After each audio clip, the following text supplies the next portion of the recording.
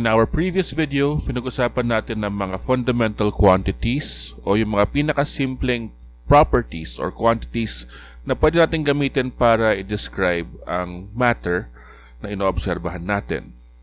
This time around, pag-aaralan naman natin ang mga derived quantities o yung mga mas advanced na properties na pwede natin gamitin para mas maayos nating ma-describe yung mga katangian ng matter na pinag-aaralan natin. Una, volume.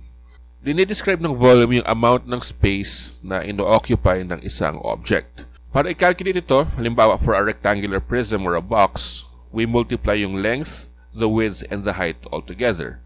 Ang units ito, pwedeng meters cubed, inch cubed, centimeters cubed, or yung milliliters.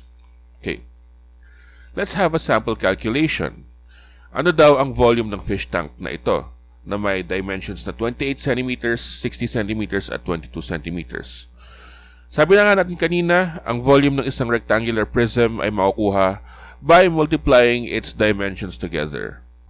At ang sagot, 36,960 centimeters cubed.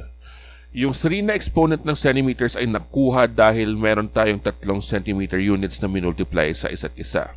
At dapat nating tandaan bilang aspiring chemists na ang centimeters cubed ay equivalent din sa milliliter. Kaya pwede rin nating i-express ang ating sagot as 36,960 milliliters. Siguro ang tanging pagkakaiba lang ay ginagamit ang centimeters cubed kadalasan sa mga solid. Tapos yung milliliters naman, alam natin na mas madalas itong gamitin sa mga liquids. Anyway, sunod, velocity. O kung gaano ba kabilis ang isang bagay.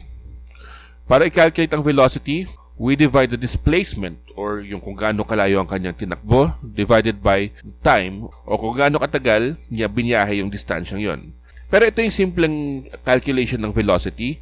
Itong equation na to ay nasusunod lamang para sa mga objects na hindi nag-accelerate, meaning hindi bumibilis or hindi bumabagal. Ang units ng velocity kadalasan ay meters per second, kilometers per hour, or miles per hour. Yun nga, unit ng distance or length divided by unit ng time. Let's have a sample calculation here. Steve Rogers was able to run 48.58 meters in 5 seconds. What is his running speed? Gamit nga ang ating simplified equation, the displacement divided by time. I-divide natin ang binyahe ni Steve na 48.58 meters by 5 seconds, giving us a velocity of 9.716 meters per second. Sunod, acceleration. Okay. Acceleration naman ang nagsasabi sa atin kung ang isang object ba na gumagalaw ay bumibilis, bumabagal, or neither. Okay? Para i-calculate ang acceleration, sinasubtract muna natin ang final velocity or yung kung ano man yung speed niya after a range of motion minus yung initial velocity, and then i-divide natin by the amount of time it took for the object to change the speed. Okay? Ang units, meters per second squared, kilometers per hour squared, miles per hour squared. Bakit may squared yung time unit sa ilalim? Tignan natin mamaya. Sample calculation. Determine the acceleration of the person in the illustration. Dito sa drawing natin dito. Sa drawing natin dito, our person started walking with an initial velocity of 0.8 meters per second. And then, in a span of 3 seconds, bumilis na siya to 2.5 meters per second. Parang tumatakbo na nga siya. So in here, our initial velocity is 0.8 meters per second. Our final velocity is 2.5 meters per second. And we will plug this in our equation here. Okay? Ngayon, isubstitute naman natin yung mga velocities na ito. 2.5 meters per second for VF, 0.8 meters per second for VI. And lahat ito di-divide by 3 seconds, giving us 0.567 meters per second squared. Kaya may squared sa ilalim dahil nga yung numerator natin, puro meters per second na yung unit nila. And by dividing another second, parang nag-divide na tayo ng second twice sa meters. Parang 2 beses na tayo nag-divide ng time unit sa meters. Kaya meters per second squared. Anyway, sa physics ni pag-aaralan yan, move on muna tayo sa force. Dinidescribe sa force how much push or pull is an object experiencing. Gumagalaw ang mga objects sa ating paligid dahil sa mga forces. Okay? And how do we calculate the amount of force exerted on an object? We multiply the mass of the object times the acceleration of its motion. Galing ito sa second law of motion ni Sir Isaac Newton. At dahil nga doon, ang unit ng ating force ay Newton o kilogram meters per second squared. Okay, let's do a sample calculation. How much force was used when a 27 kilogram cart was moved to accelerate 0.35 meters per second squared? So dito meron na tayong mass na 27 kilograms at acceleration na 0.35 meters per second squared. Ipa-plug in na lang natin siya sa equation na ito, which gives us force is equal to 27 kilograms times 0.35 meters per second squared, giving us a force of 9.45 kilogram meters per second squared. Dahil nga nag-multiply tayo ng kilogram sa mass and meters per second squared sa acceleration. We can also express this, sabi nga natin, as 9.45 newtons. Sunod, molar mass.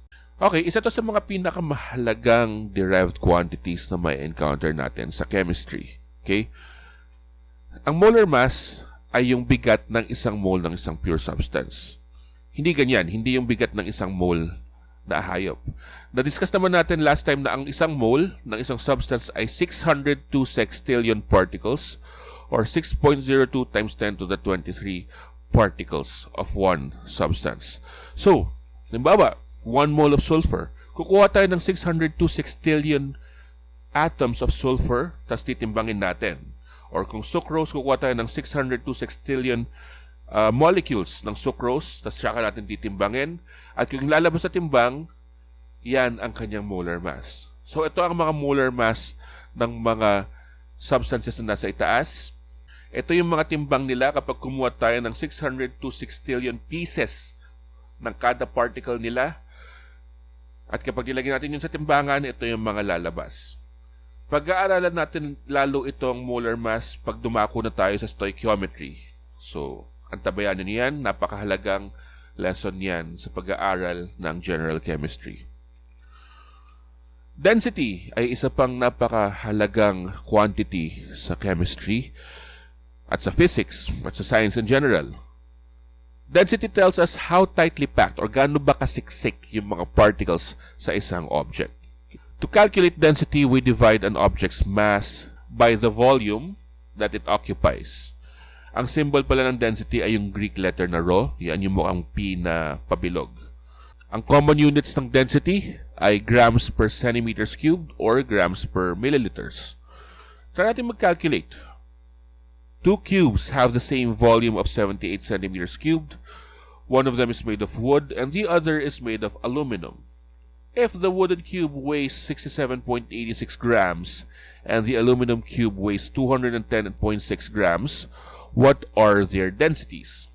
Meron tayong dalawang cubes, pareho sila ng volume na 78 centimeters cube, pero magkaiba sila ng mass. Okay, unahin natin yung wood, ano? Ang density ng wood, we will get that by dividing the mass of wood, which is 67.86 grams, divided by its volume na 78 centimeters cubed.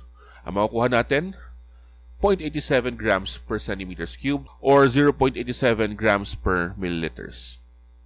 Yung aluminum cube naman, with the same volume, we will divide its mass na 210.6 grams by its volume na 78 centimeters cubed then, which gives us a density of 2.7 grams per centimeters cubed. Now guys, I want you to visualize yung nangyayari dito, no? We have wood and aluminum of the same size. Pareho sila ng dimensions. Pero magkaiba sila ng bigat. And we can describe that quantitatively using density. As we can see here, yung density ng wood ay 0.87 grams per milliliters lang. Maliit yon kumpara sa density ng aluminum na 2.7 grams per cm cubed. Which means na mas mabigat nga talaga yung aluminum kapag ikumpara mo siya sa piraso ng wood of the same size. May mahalaga pang use ang density. We can use density to determine if an object would sink or float in a fluid that surrounds it. Okay. So tingnan natin dito, no? We have here a pool of water and we have here several objects dumped into it. Nilagay natin yung mga objects na to dito sa tubig and yung iba sa nila lumubog, yung iba sa nila lumutang. Okay. Now, please take note na ang density ng water ay 1 gram per centimeters cube. Pure water at 25 degrees Celsius. Okay. Ngayon, tingnan natin yung density ng mga bagay na lumubog.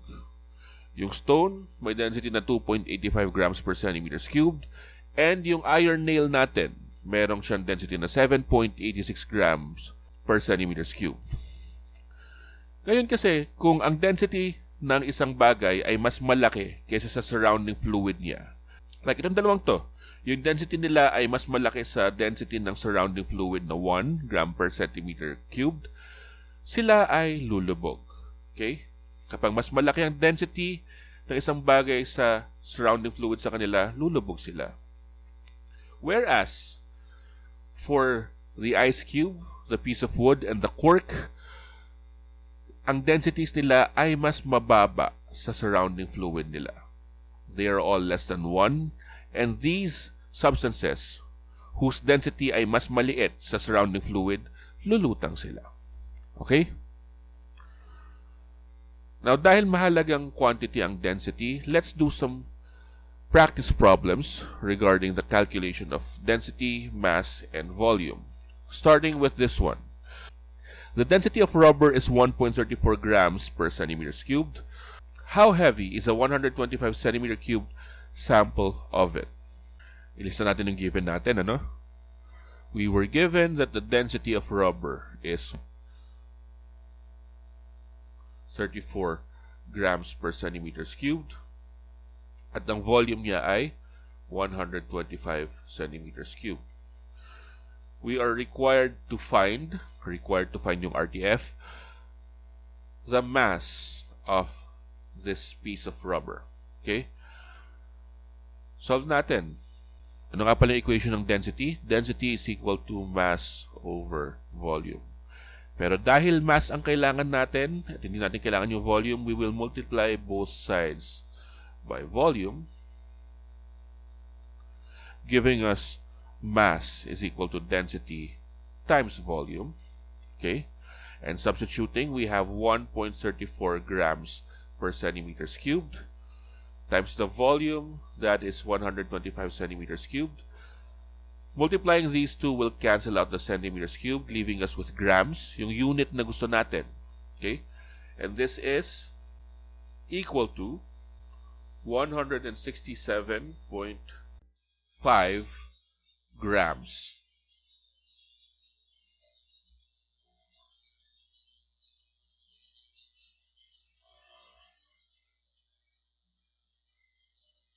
Next, what is the volume of a piece of platinum that weighs 13.75 grams?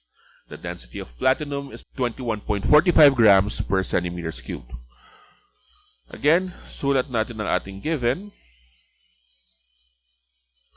Ang ating density ay tumataginting na 21.45 grams per cubic centimeter. Napakabigat niyan. At ang volume at ang mass ng ating object ay 13.75 grams. Okay. We are required to find the volume of this object. So, solve natin. Density is equal to mass over volume. Volume ang hanap natin. So, as a first step, multiply tayo ng volume to both sides para mapunta siya sa numerator. Ano? Cancel yung volume dito. Our equation becomes volume times density is equal to mass. Pero we don't want the density here, so we will divide both sides by density para mapag-isa natin si volume. We have volume is equal to mass over density, or 13.75 grams divided by 21.45 grams per centimeters cubed, giving us a volume of 0.64 centimeters cubed.